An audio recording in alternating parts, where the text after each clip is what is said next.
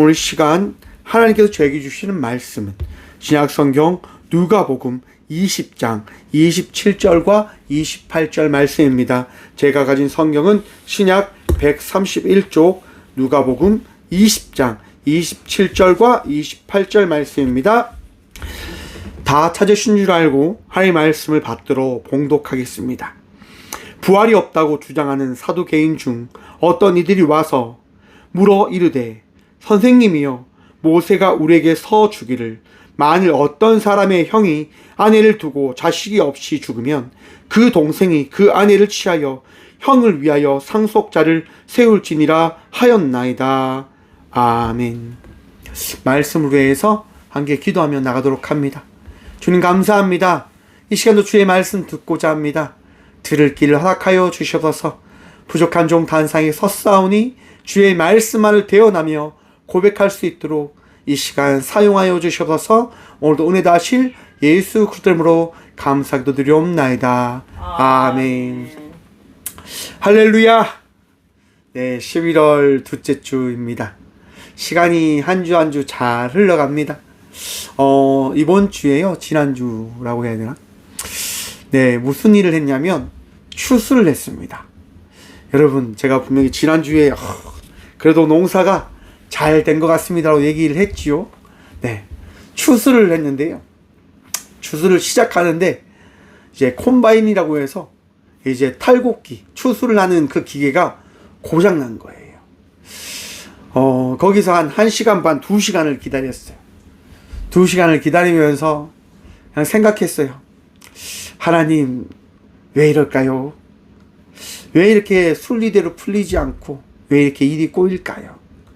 그렇게 마음을 먹었는데 이제 콤바인이 1시간 뒤, 2시간 뒤쯤 수리되어져서 이제 추수를 하는데요. 가는데 계속 이제 쓰는 거예요. 왜냐하면 누워져 있던 벼들이 걸리고 피들이 이제 기계에 들어가지 않는 거예요. 그러니까 이제 그 기계를 가지고 있는 어르신이 엄청 화를 내시면서 이거 못하겠다고 이렇게 하시더라고요. 그래서 내가 뛰어가서요. 기계 앞에서 그래 뭉쳐있던 그 피 같은 것들을 다 끄집어냈어요. 쓸 때마다 끄집어냈어요. 그렇게 끄집어내는데 어느 정도 하면 끄집어내면 좀 편할 것인데 어르신이 끝까지 간 다음에 이제 꼭 끄집어내라고 하는 거예요. 여러분, 쌓이고 쌓인 다음에요. 그걸 빼내려고 하니까 너무 힘든 거죠. 먼지는 먼지대로 나지요. 일은 일대로 쉽지 않죠. 먼지 먹고 그걸 끄집어내는데 막 화가 올라오는 거예요. 내가 공짜로 하는 것도 아닌데 돈 내고 하는 건데 이거 너무한 거 아니냐, 이런 생각이 막 드는 거죠. 그런데 한편으로 그런 마음이 드는 거예요. 그치, 수고하지 않고 열매 맺는 길은 없지. 그래, 더 참고 그냥 하자.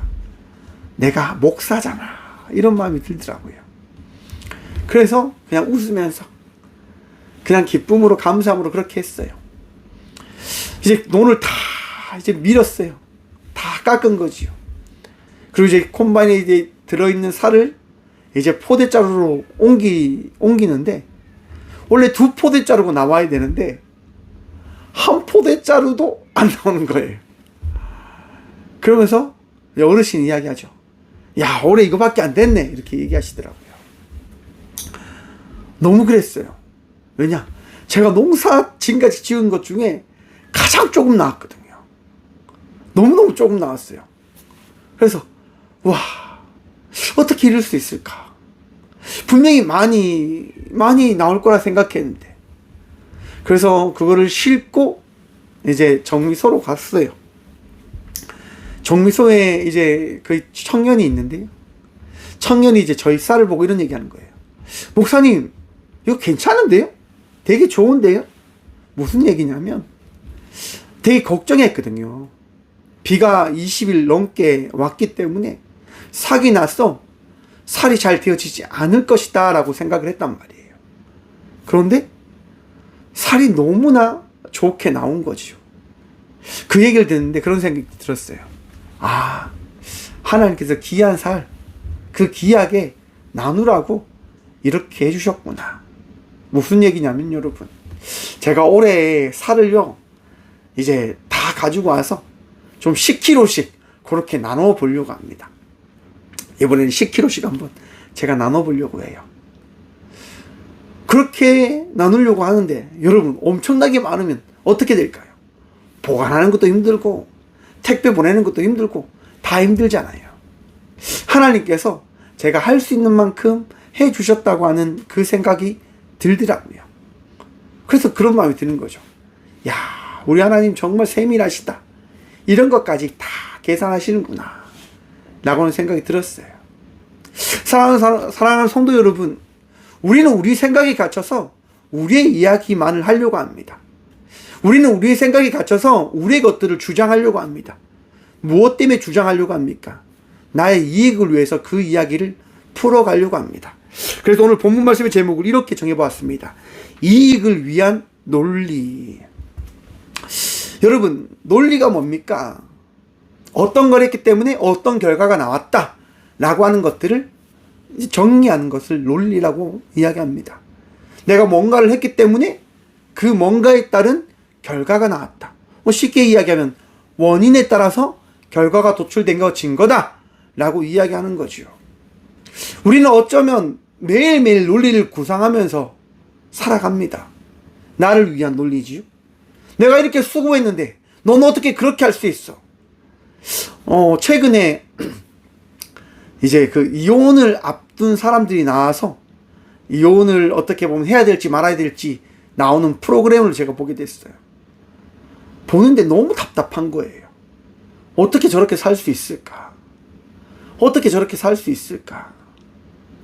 서로 각자의 논리에 갇혀서 각자의 이야기만 하는 거죠. 나 이것 때문에 너무 힘들어. 그래, 알아. 근데 나도 이것 때문에 너무 힘들어. 끊임없이 다투기 시작합니다. 여러분, 기찻길이요, 닿는 점이 있을까요, 없을까요? 기찻길은요, 절대로 닿을 수가 없습니다. 왜냐? 나가야 되니까요. 사탄이 우리에게요, 이야기하는 겁니다. 너희는 세상을 향해서 나가야 돼 라고 이야기합니다. 그리고 사람들에게 이야기하죠. 너의 주장을 포기하지 마. 또 반대쪽 사람에게 이야기합니다. 너의 주장을 포기하지 마. 너의 생각을 끝까지 지켜나가야 돼 라고 이야기합니다. 왜요? 끝까지 자기의 길을 따라가야 되니까요. 자기의 생각을 따라가야 되니까요. 결코 자기의 뜻을 굽히지 말라고 끊임없이 사탄은 우리에게 와서 이야기합니다. 너의 생각이 가장 옳은 거야 라고 말합니다.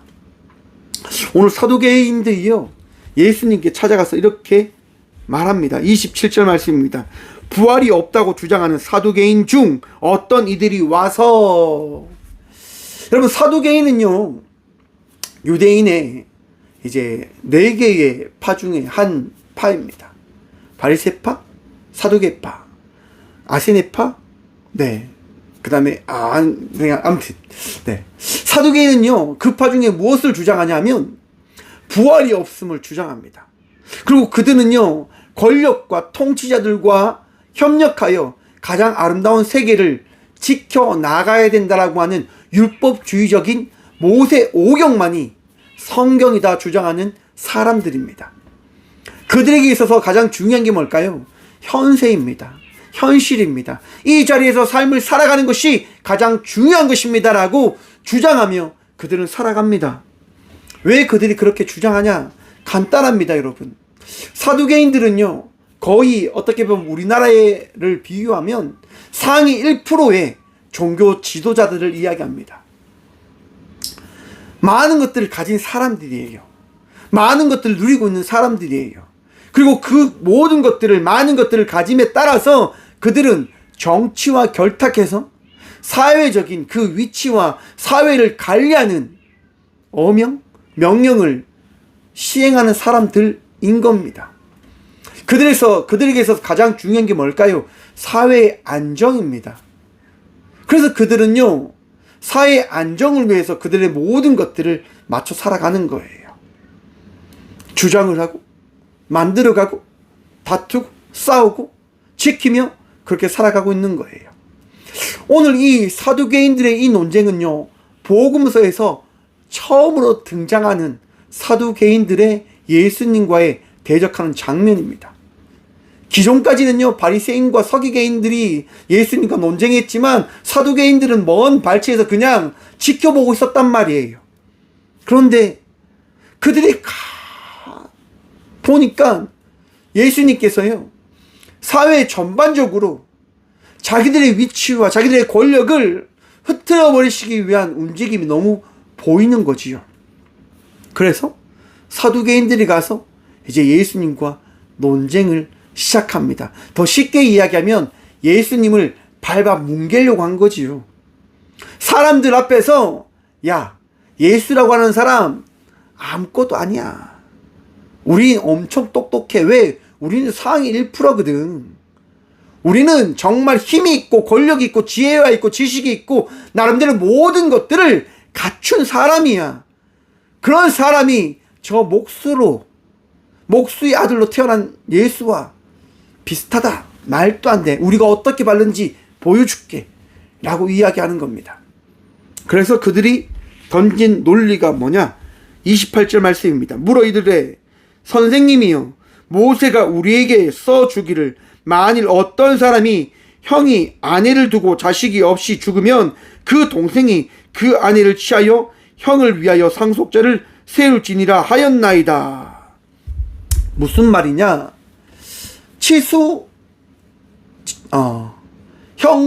형수 치수제라고 하는 게 있습니다. 이게 그 유대 전통 사회에서요, 사회를 지키기 위한 전통 율례와 같은 법과 같은 건데요. 형수 치수제란 이제 형이 죽고 아내가 살아있을 때 그 아내를 위해서 이제 형의 동생들이 그 아내에게 자식을 만들어주는 그런 제도예요. 왜 그러냐? 여러분, 당시 유대 전통에서는요, 가부는 약자였거든요. 가부는 사회에서 지킬 수 있는 그런 아무것도 법도 제도도 없었단 말입니다. 그렇기 때문에 모세가 그것을 지키기 위해서, 가부들을 지키기 위해서 이 형수치수 제도라고 하는 것들을 만들어낸 겁니다. 가부가 이 집에 사람으로서 살아갈 수 있는 모든 것들을 너희들은 만들어줘야 된다. 그렇기 위해서는 아들이 있어야 되는 거예요. 그래서 그의 형제들이 그 형수의 아내와 동침해서 아들을 낳을 수 있도록 만들어줘야 된다고 하는 것이 법이단 말이에요. 지금 이 사두개인들은요, 예수님께 찾아와서 이야기하는 거예요. 모세 오경에 따르면 그 오경에 따라 형의 아내가 있을 때, 형이 죽고 나면 이 아내를 살기 위해서 그 가족들은 이 형수를 위해서 삶을 살아가야 되는데, 근데 만약 이 형의 동생들이 모두 다 죽고 난 이후에 이 형수와 이 가족들은 어떻게 되어집니까? 무슨 말입니까, 여러분? 죽고 난 이후에 하나님의 나라에 가서 이들이 모두 다 동침했으니까, 결혼했으니까, 같이 살았으니까 부부라고 이야기할 수 있을 것인데, 그러면 이 아내는 과연 누구의 아내다라고 이야기할 수 있습니까? 하나님 나라에 가면 모두가 다 산다면서요. 다 살아있다면서요. 그럼 이건 무슨 논리고 회기망측한 사건입니까? 라고 이야기하는 거예요. 여러분, 어떻게 생각되십니까? 남편이 7명 있고 아내는 1명 있어요. 어떤 일이 벌어질까요? 참 처참하지요. 상상하기도 좀 그렇지요. 여러분, 그런데 잘 생각해 보십시오. 지금 이 논리는 누구의 논리입니까? 누구의 생각입니까? 사두개인들의 생각입니다. 다음 말씀 볼게요. 29절입니다. 그런데 칠형제가 있는데 마지가 아내를 취하였다가 자식이 없이 죽고 그 둘째와 셋째가 그를 취하고 일곱이 다 그와 같이 자식이 없이 죽고 그 후에도 여자가 죽었나이다. 일곱이 다 그를 아내로 취하였으니 부활 때에 그 중에 누구의 아내가 되리이까? 누구의 아내가 되리이까? 여러분, 지금 사두개인은요, 여인을 어떻게 보고 있습니까? 물건으로 보고 있는 거예요. 사람이 아니라요, 누가 가져야 되는 존재다라고 하는 인식을 통해서 지금 예수님께 이야기하고 있는 거예요. 예수님, 여자라고 하는 존재가 있는데 이거는 남자의 것입니다. 남자의 것인데 7의 형제가 모두 다 이 여자를 가졌었는데, 근데 가질 때에는 이 가질 수 있는 권리를 가진 사람들이 없었지 않습니까? 첫째가 죽고 둘째가 가졌을 때 문제가 없잖아요. 근데 둘째가 죽고 셋째가 가졌는데, 셋째가 죽고 넷째가 가졌는데, 넷째가 죽고 다섯째, 여섯째, 일곱째가 가졌는데, 다 죽고 나서 과연 이 여인은 누구의 것입니까? 라고 지금 질문하는 겁니다. 사랑하는 성도 여러분, 사람이 누구의 것이 될 수 있을까요? 왜 미국에서 노예 제도가 없어졌습니까? 간단합니다, 여러분. 사람은 하나님께서 만드신 하나님의 형상의 존재이기 때문에 모든 인간은 어떻게 해요? 맞습니다, 여러분. 모든 인간은 존재로서의 가치가 있고 존재로서 의미가 있기에 노예라고 하는 그 제도는 옳지 않다라고 하는 겁니다. 사람은 누구의 것이 될 수 없어요, 여러분. 누구의 것도 아닙니다. 오직 하나님의 자녀인 거지요. 그런데 사두개인들은 이야기하는 거예요. 이 여인은 누구의 것입니까? 첫째 겁니까? 아니면 7째 겁니까? 그에 대해서 예수님은 이렇게 이야기합니다. 예수께서 이르시되 이 세상의 자녀들은 장가도 가고 시집도 가고 저 세상과 및 죽은 자 가운데서 부활함을 얻기에 합당히 여김을 받는 자들은 장가도 가고 시집 가는 일이 어떻게 해요? 없으며. 여러분, 예수님이요 분명히 말씀하십니다. 그치, 남자들은 장가도 가, 그렇지, 여자들은 시집도 가. 그런데 중요한 사실이 있어.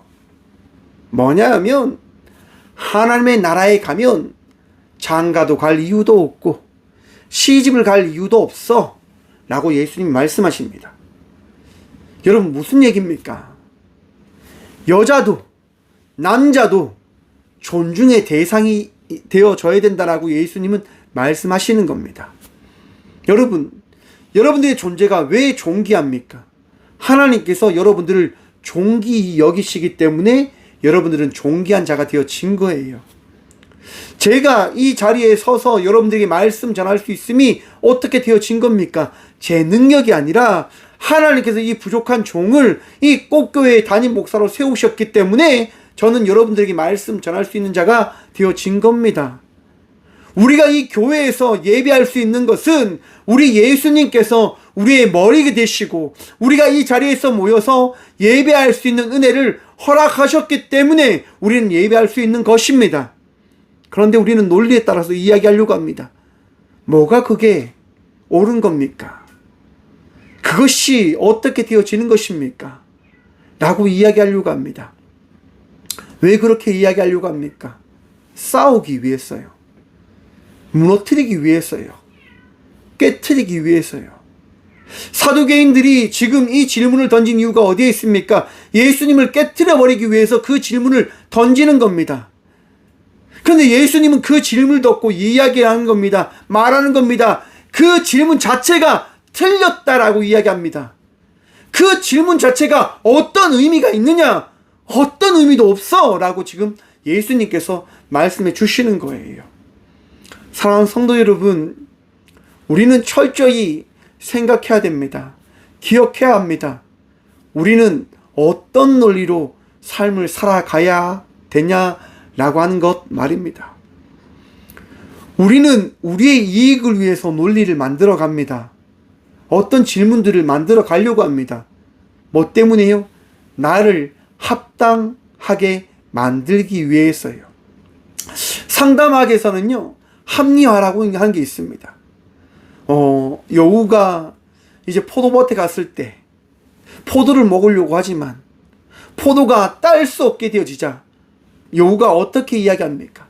아휴, 저 포도 신포도야, 맛없는 포도야, 가자, 됐다 라고 가버립니다. 그걸 합리화라고 하는 거거든요. 저건 내가 먹어도 아무 의미도 없고 맛도 없고 진짜 불편한 거야 라고 이야기를 하는 겁니다. 사람들은요 그렇게 합리화하려고 합니다. 모든 부분들에 한해서요. 저도 그렇고 여러분들도 그럴 겁니다. 왜 그럽니까? 그러면 제 마음이 편하니까요. 그러면 우리 존재가 존재되어진 것처럼 느껴지니까요. 근데 사랑하는 성도 여러분, 독선에 빠질 수 있음을 기억하셔야 됩니다. 잘못된 길로 나아갈 수 있게 되어진다고 하는 사실을 기억하셔야 됩니다. 지난주에 목사의 밤이라고 하는 행사를 했어요. 제가 임원이어서 식당에서 이제 식권 나눠드리고 식당 관계자분들하고 같이 일을 하고 도와드렸단 말이죠. 그렇게 식권을 나눠드리고 그렇게 일을 하면서 목사님들이 와서 빨리 좀 주세요. 빨리 좀 주세요. 라고 이야기하시는 거예요. 그래서 기다리시라고. 이제 순서대로 음식이 나가는 것 아닙니까? 그런데 목사님들이 네 바쁘다고 빨리 줘요. 또 어떤 목사님은 모든 사람들이 똑같이 먹는 음식이어야 하는데 나는 특으로 줘. 난 좋은 곳으로 줘. 막 그렇게 이야기하시는 거예요. 그런 생각이 드는 거죠. 뭐길래? 우리가 누구이길래 그렇게 우리의 주장을 펼치며 살아갈 수 있는 것일까? 사랑하는 성도 여러분, 우리는 착각할 때가 참 많이 있습니다. 우리는 늘 대접받아야 된다라고 생각에 갇혀서 삶을 살아갈 때가 있는 듯 합니다. 그렇지요, 여러분. 대접받으면 좋지요. 대접받고 싶은 마음, 굴뚝 같은 것 잘 압니다. 그런데 그거보다 우리가 먼저 생각해야 될 것이 무엇일까요? 남을 생각하는 마음이어야 된다라고 생각을 해봅니다. 왜 그런 생각을 하게 되어지냐? 사랑하는 성도 여러분, 우리가 그리스도인이다라고 하는 것들을 기억하시길 바랍니다. 그리스도라고 하는 이 말은요, 기름 부음 받은 자라고 하는 말이 있는 의미의 말입니다. 그리스도인, 기름 부음 받은 사람입니다. 어떤 기름을 부음 받았습니까? 그리스도 예수의 사랑을 통해서 죽었다가 다시 살아날 수 있는 그 은혜를 덧입은 자가 저와 우리 모두들인 거예요. 여러분, 그러면 은혜 받은 자의 삶을 살아가야 하는 겁니다. 그러면 그 은혜를 나타내기 위해서, 그 은혜를 나누기 위해서 삶을 살아가야 합니다. 하나님을 믿지 않는 자들에게 그리스도인의 삶이 어떠한 것인지를 나타내며 살아가야 된다고 하는 거예요. 그렇게 일을 하니까요, 사람들이 그렇게 이야기하니까 식당에서 일하시는 분들이 막 혼란스러운 거죠. 화가 나는 거죠. 기다려야 되는데 누가 빨리 달라고 하고, 누가 바꿔달라고 하고, 옮겨달라고 하고, 자기의 논리에 따라서, 자기의 편리에 따라서 그렇게 계속 이야기하니까 식당 종원들이 화가 막 머리까지 난 거예요. 그러면서 제게 와서 이야기하는 거죠. 저분들 다 교회 다니죠? 저분들 교회 다니면 나 교회 안 나갈래요? 교회 나가면 저분들 봐야 되잖아요. 라고 이야기하는 거예요. 그래서 제가 하염없이 죄송합니다 그렇게 이야기했어요. 죄송합니다라고 이야기했어요. 여러분, 그렇게 이야기하는 사람도 잘못된 거예요. 뭐가 잘못됐을까요, 여러분? 여러분 교회에 왜 나오십니까? 여러분 왜 예배 드리십니까? 사람 바라보며 사람과 함께하기 위해서, 어떤 누군가의 이야기를 듣기 위하여 교회에 나오셨습니까? 아니면 혹 나에게 주어진 이 직책, 이 의무 때문에 교회에 나오신 겁니까? 습관처럼 교회에 나오신 겁니까?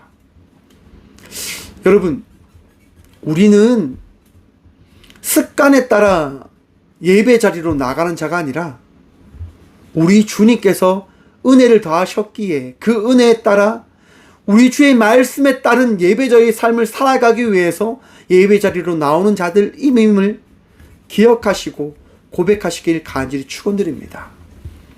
여러분, 예배는요, 사람 바라보며 드리는 것이 아니라 우리 주님, 우리 주의 말씀에 따라 예배함으로 나가는 것임임을 고백하시고 마음에 새기시길 간절히 축원드립니다.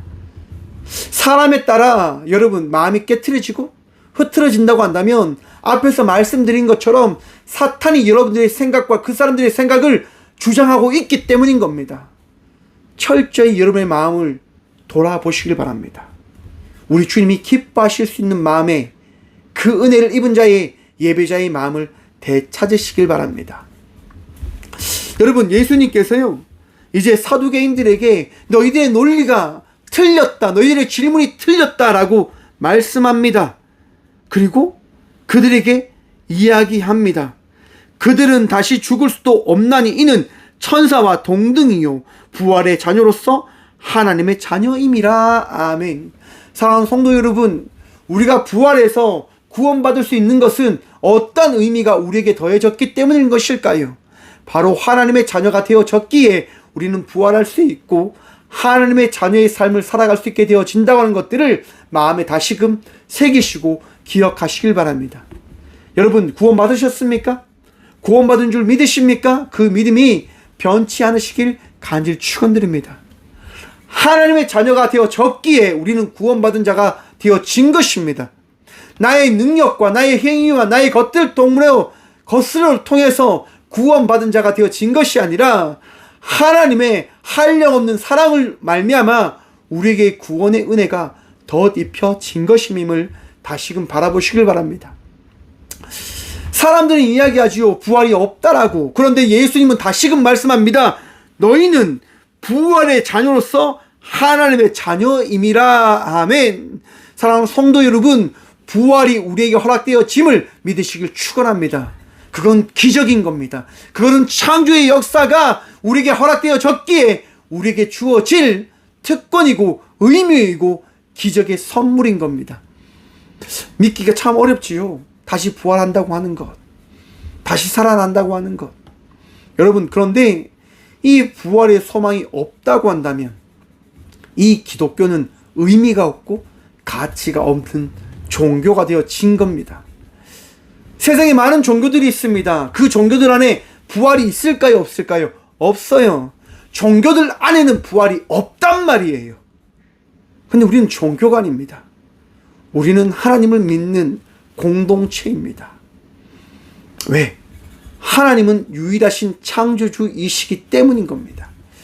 여러분, 성경은요 놀라운 기적으로 시작해서 기적으로 끝나는 말씀입니다. 창세기 1장 1절 말씀이 뭡니까? 태초에 하나님이 천지를 창조하시니라. 그리고 여러분, 계시록 마지막 절이 뭘까요? 20장 22절인가요? 23절인가요? 주 예수여 어서 오시옵소서라고 고백합니다. 무슨 얘기입니까? 기적을 통해서 예수님 이 땅 가운데 오셔서 우리의 구주가 되어지심을 나타내어 주십시오라고 기적의 고백을 통하여 요한은 이 성경을 마무리하는 겁니다. 사랑하는 성도 여러분, 우리 주님이 부활하시고 창조하심을 통하여 우리의 인생을 만들어 가시고 우리와 함께 하길 원하신다라고 하는 그 말씀을 마음에 새기시길 간절히 축원드립니다. 부활은요 우리에게 크게 허락되어진 주의 선물인 겁니다. 엄청난 선물이죠. 엄청난 은혜인 거죠. 부활이 없다고 한다면 여러분 어떨 것 같습니까? 저는요 아마도 살지 못할 것 같습니다. 여러분, 이 꽃교회의 목사로서 삶을 살아간다고 하는 것 쉽지 않습니다. 어렵지요. 제가 꽃교회 오시면요 저기 앞마당에 작은 창고를 만들어 놨어요. 여러분, 제가 창고를 왜 만들었을까요? 네, 쌀을 가지고 오면 쌀을 저장하려고 창고를 만들었어요. 여러분, 그 창고를 만드는데 한 1박 2일이 걸렸습니다. 어렵더라고요. 혼자 만들려고 하니까. 바닥도 다져야 되고, 하여튼 조금 모래도 나르고, 자갈도 나르고, 그걸 제가 다 했어요. 힘들지요. 어렵지요. 여러분, 4톤을 날랐다고 생각해 보십시오. 4톤을 제가 날랐단 말이에요. 쉬울까요? 어렵지요. 어젯밤에 막 모래를 막 나르는데 비가 내리는 거예요. 그래서 하나님께 이야기했어요. 하나님, 비 오면 안 되는데요. 하나님, 비 내리면 큰일 납니다. 이렇게 기도를 해요. 그러면 여러분, 비가 그치는 거죠. 그리고 모래를 나르면서, 야, 하나님 참 감사하다. 이제 이게 다 끝나가니까 너무너무 감사하다. 이렇게 기도를 하고 일을 다 마치니까 그 시간이 몇 시일까요? 맞습니다. 7시 55분. 그리고 씻고 다니엘 기도회를 다 참석을 하고 이제 간증을 듣는 거예요. 찬양을 하고. 어제는요, 김재원 아나운서라고 해서 사랑의 교회 장로님이 나오셔서 간증을 해주셨습니다. 저는 그런 생각이 참 많습니다. 합리화를 하는 거죠. 저런 사람들은 정말 금수저 집안에서 편하게 살다가 그렇게 되어진 거야 라고 하는 생각을 가질 때가 참 많이 있거든요. 김재원 장로님이 나오셔서 고백하는 거예요. 엄청 고생한 이야기를 하는 거예요. 어머니가 어릴 때 돌아가시고 아버지와 삶을 살아가다 미국에 유학을 갔는데 아버지가 이제 한 통의 전화를 합니다. 아들아, 아빠 죽을 것 같다. 이제 마지막일 수도 있다. 라는 전화를 따라서 김재원 장로님은 미국의 그 유학을 포기하고 이제 한국으로 날아왔는데 집에 와보니 아버님이 이제 중풍 뇌출혈이 오신 거죠. 그래서 6년 동안 공부고 뭐고 다 포기하고 그렇게 시간을 보냈다고 합니다. 그러던 중에 그 아버님을 어떻게 보면 요양하는 중에 하나의 뉴스를 보죠. 아나운서를 지원하십시오라고 하는 그 광고를 보십니다. 김재원 장로님이요, 하나님께 기도했대요. 하나님, 제게 세 가지 소원이 있습니다. 하늘을 나누는 그런 것들을 하고 싶어요. 하늘 나누는 사람 하고 싶어요. 그리고 가르치는 사람, 그리고 아나운서가 되고 싶다라고 하는 간증을 하세요. 근데 그 모든 것이 다 되어졌다라고 고백하시는데 그거는 간증을 통해서 여러분들이 직접 듣길 바랍니다. 아무튼 제가 드리고자 하는 말은 뭐냐면, 여러분 고생 없이 살아간 사람이 없다라고 하는 거예요. 어떤 측면에서 은혜의 길을 걸어가는 사람들 말입니다. 은혜의 삶을 살아가는 사람들은요, 고생을 다 해요. 왠지 아십니까? 힘든 것을 통해서 하나님을 만날 수 있는 그 길이 더 넓기 때문이에요. 여러분, 행복하고 편안하잖아요? 하나님 만날 수 있는 길이 엄청 좁아요. 너무너무 좁아요. 그런데 십자가의 길이 펼쳐지잖아요? 하나님을 만날 수 있는 길이 엄청나게 넓어집니다. 왜요? 늘 기도해야 되거든요. 늘 주님 찾아야 되거든요. 왜? 힘드니까. 어려우니까. 답답하니까. 그런데 반대로 평안한 사람, 행복한 사람, 그분들은 하나님 찾을 이유가 많이 없으신가 봐요. 그냥 습관처럼 신앙생활 하는 거죠. 내가 행복하니까, 내가 평안하니까. 구하고 찾고 두드리는 것들을 게으르게 하시는 거죠. 왜? 하지 않아도 되니까요.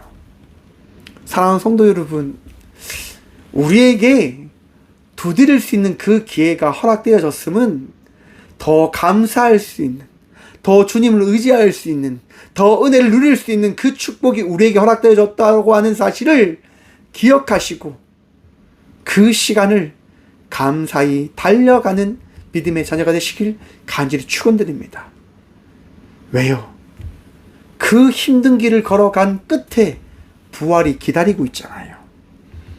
하나님 나라가 기다리고 있기에 우리는 그 은혜의 그 길을 힘든 길이다라고 한다고 해도, 십자가의 길이다라고 해도 우리는 걸어갈 수 있는 겁니다.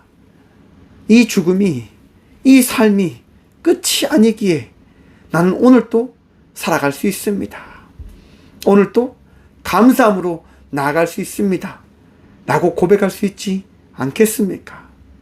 사랑하는 성도 여러분, 여러분들에게 주어진 그 삶, 여러분들에게 허락되어진 그 모든 일들을 감사함으로, 기쁨으로 부활의 자녀의 삶을 살아가는 믿음의 자녀가 되시길 간절히 축원드립니다. 힘들지요. 어렵지요. 그래서 예수님은요 37절 통해서 이렇게 말씀하십니다. 죽은 자가 살아난다는 것은 모세도 가시나무 떨기에 관한 글에서 주를 아브라함의 하나님이요 이삭의 하나님이요 야곱의 하나님이라 칭하였나니. 여러분, 모세가 어떤 사람입니까? 애굽에서 살았던 사람입니다. 어제 김재원 장로님도 모세 이야기를 하십니다. 여러분, 모세가 정말 편하게 산 것처럼 우리는 보입니다. 볼 수 있습니다. 그런데 보십시오. 모세는 엄마 없이 살았습니다. 다른 집에 그 애굽의 여왕의 아들로 삶을 살아가지요. 많은 사랑을 받았겠지요. 하지만 그에게는 끊임없는 질문이 던져졌지 않겠습니까? 나는 어떤 사람일까? 나는 누굴까? 여러분, 왕들의 세계는요, 권력의 세계는요, 치열합니다. 끊임없이 헐고 다투고 빼앗으려고 합니다. 왜요? 그렇게 하지 않으면 쟁취할 수 없으니까요. 그게 정치인 거예요. 사람들이 상대가 잘하는 것들을 보지 못하는 거죠. 끝까지 헐려고 합니다. 여러분, 모세로 다시 옮겨가 보십시오. 수많은 왕자들이 있을 겁니다. 모세를 어떻게 했을까요? 좋게 바라봤겠습니까? 좋게 바라볼 수 있었겠습니까? 나쁘게 바라보려고 하나라의 그 틈도 그 잘못도 찾으려고 애쓰지 않았겠습니까? 거기서 모세는 아마 엄청 힘들었을 겁니다. 혹 다른 왕자들이 그렇게 이야기했을지도 모릅니다. 모세 주워온 사람이래. 입양한 사람이래. 야, 저 사람의 피가 뭐야? 알 수 없지. 몰라. 근데 중요한 게 뭔지 알아? 우리와 같은 왕족의 피가 아니다라고 하는 거야. 라고 끊임없이 이야기하지 않았겠습니까? 거기서 오는 어려움과 힘듦이 모세에게 주어졌지 않았을까요? 그러던 중에 히브리 민족이 애굽 사람들에 의해서 핍박받는 것을 바라보게 되어집니다. 말리는 과정에서 애굽 사람을 죽이고 말지요. 모세가 어떻게 합니까? 그를 모래 안에 파묻습니다. 모세는 생각합니다. 아무도 모를 거야. 아무도 알지 못할 거야. 그런데 다음날 히브리 사람들이 또 싸우고 있는 거죠. 모세가 가서 말립니다. 왜 같은 민족끼리 싸웁니까? 왜 같은 사람들끼리 싸웁니까? 그때 사람들이 뭐라고 말합니까? 어제 애굽 사람을 죽인 것처럼 우리도 죽이려고 합니까? 라고 이야기를 하는 거예요. 우리나라 속담이 딱 맞지요. 낱말은 새가 듣고 반말은 쥐가 듣는다. 비밀이 없다고 하는 거예요.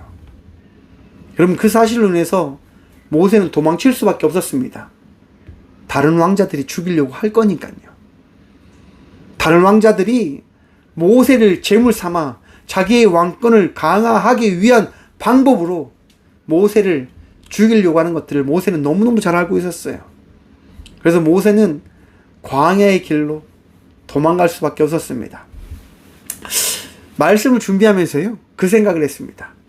여러분, 제가 꽃교회를 몇 세에 개척한 줄 아십니까? 맞습니다. 모세와 같이 40세에 제가 교회를 개척했습니다. 제가 이 길을 걸어간다고 하는 게 저는 그렇게 생각합니다. 아, 하나님께서 나에게 주신 광야의 길이야. 그러면서 저는 그런 생각했어요. 하나님, 80세에 하나님 나라로 저를 데려가 주십시오 라고 그렇게 기도를 합니다. 참 웃기지요. 아무튼 모세는요, 광야에서 엄청 힘듭니다. 왜? 지금까지 살았던 그 모든 것과 다른 삶을 살아가니까요. 하지만 모세는 80세에 살아계신 하나님을 만나게 되어집니다. 나무가 불타는데 나무가 불타지 않는 거죠. 이게 무슨 논리입니까? 불이 나는데 불 난 그 결과물이 나타나지 않는 거예요.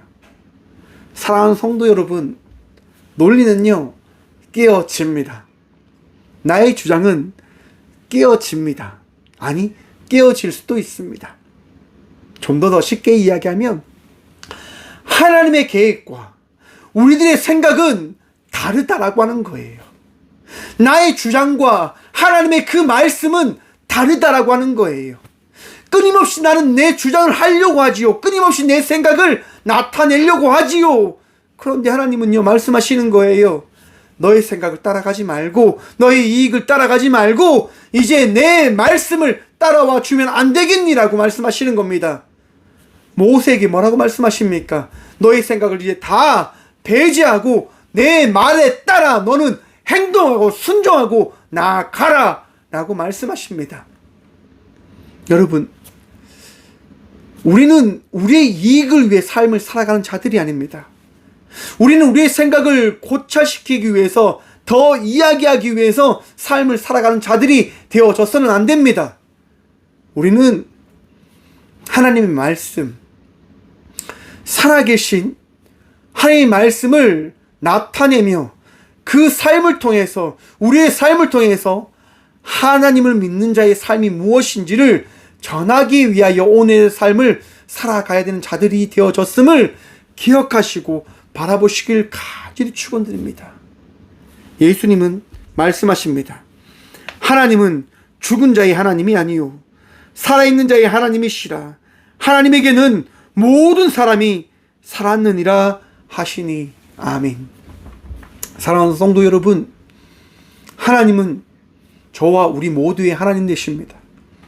하나님은 세상 모두의 하나님 되십니다. 하나님은 전 인류의 하나님이 되십니다. 하나님은 이 우주의 하나님 되십니다. 사랑하는 성도 여러분, 하나님의 생각을 아십니까? 하나님의 계획을 아십니까? 저는 단 하나도 모르겠습니다. 성경의 말씀도 잘 모르겠습니다. 제가 아는 것은 하나님의 은혜를 통하여 오늘 이 시간 나에게 부어주신 그 말씀이 어떠한 것인지를 단지 깨달을 뿐입니다. 오늘 또 이 시간 여러분들 가운데 함께 하신 하나님의 말씀을 통하여 깨달음으로 나아가는 주의 자녀들 되시길 간절히 축원드립니다. 고집과 아집으로 신앙의 삶을 살아가지 않는 믿음의 자녀가 되시길 축원합니다. 생각에 갇히지 마십시오. 여러분의 주장에 갇히지 마십시오. 논리가 뭐라고 했습니까? 내가 이걸 했기 때문에 이런 결과가 나오는 거야. 우리는 많은 기도를 하고 많은 헌금을 하고 많은 것들을 쏟아부으면 그 결과에 따라 나에게 무언가 주어진다라고 하는 착각에 빠져 신앙생활을 할 때가 참 많이 있습니다. 내가 기도하기 때문에, 내가 무언가를 하기 때문에. 사랑하는 성도 여러분, 그건 신앙이 아닙니다. 우리 신앙은요, 오직 하나님을 믿는 믿음으로 나아가는 것입니다. 그 이외에는 다 부수적인 것이에요. 구하라, 찾으라, 두드리라. 왜요? 너가 믿기 때문에. 사랑하는 성도 여러분, 믿음의 삶을 살아감을 통해서 부활의 은혜를 경험하며 나가는 삶을 살아가는 믿음의 자녀가 되시길 간절히 축원드립니다. 그리고 그 어떤 것도 여러분들을 위하여 주장하거나 이야기하며 삶을 살아가는 자가 아니라 오늘 또 하나님의 말씀에 따라 주의 사랑을 전하고 주의 은혜 받은 자의 삶을 살아감으로 나아가는 저와 우리 모두가 되어지길 간절히 축원드립니다. 기도하겠습니다. 주님 감사합니다. 오늘 이 시간도 주님 바라보며 기도할 수 있고 주님 바라보며 주께 나가는 은혜를 고백하여 주심에 감사합니다. 주께 나아갔기에 우리는 고백합니다. 오늘도 우리에게 은혜 다신 분이 나의 살아계신 주님이십니다 라고 말입니다. 주님 감사합니다. 이 고백이 끊이지 아니할 수 있는 그 삶을 살아가며 고백되어질 수 있는 그 은혜를 나타내게 해주심에 감사드립니다. 주님, 더욱더 삶을 통해서 그리스도의 향기를 나타내며 나가는 믿음의 자녀가 되어줄 수 있도록 복의 복 다하여 주시옵소서. 내 생각에 갇히거나 내 뜻에 갇혀서 부활의 그 말씀을 저버리고 내 뜻에 따라 삶을 살아가는 사두개인과 같은 자가 되어지지 않을 수 있도록 주님, 오늘도 우리를 새롭게 하여 주시옵소서. 오늘도 주님을 붙들며 나가기를 간절히 기도합니다. 오늘도 주님을 의지하며 나가기를 기도합니다. 주님, 오늘 이 시간 은혜 다하신 그 주의 사랑을 바라봄을 통해서 주의 구원의 은혜를 고백하며 평안 누리며 나가는 믿음의 자녀가 되어줄 수 있도록 오늘 이 시간 위로하시고 축복하시고 은혜 다하여 주시옵소서. 아픔 가운데 있는 주의 딸과 아들들이 있습니다. 주님, 걱정과 근심에서 떨쳐버리고 나사렛 예수 그리스도의 말씀에 붙잡힌 바 되어 오늘도 감사할 수 있도록 도와주시고 오늘도 기뻐할 수 있도록 도와주시고 오늘도 살아계신 주님을 예배하며 나갈 수 있는 은혜를 고백하며 누리며 나아갈 수 있도록 우리 모두를, 아픔 가운데 있는 주의 딸과 아들들을 주님 변화시키시고 새롭게 하시고 다하여 주시옵소서. 오늘도 더 감사할 수 있도록, 오늘도 더 기뻐할 수 있도록 주님께 나갈 수 있는 삶을 살아가게 하여 주신 예수 그리스도 이름으로 감사 기도드리오며, 이제는 친히 이 땅 가운데 부활의 전부가 되어주신 예수 그리스도의 은혜와 우리의 인생을 만들어 가시며 하나님의 형상으로 창조하신 하나님의 자녀다라고 말씀하시는 하나님의 담없는 사랑과 우리가 잘못된 길을 갈 때마다, 아픔 가운데 있을 때마다 우리를 홀로 두지 않으시고 우리와 동행하시는 성령님의 감화교통하심이 오늘 이 시간도 주님의 말씀에 따라 삶을 살아가기로 결단함으로 나가는 꽃교회 모든 성도들과 함께 영상으로 예배하며 나가는 믿음의 동역자들의 삶 속에 그들의 가정과 그들의 일터 위에 이제부터 영원까지 함께 하시기를 간절히 축원하옵나이다. 아멘.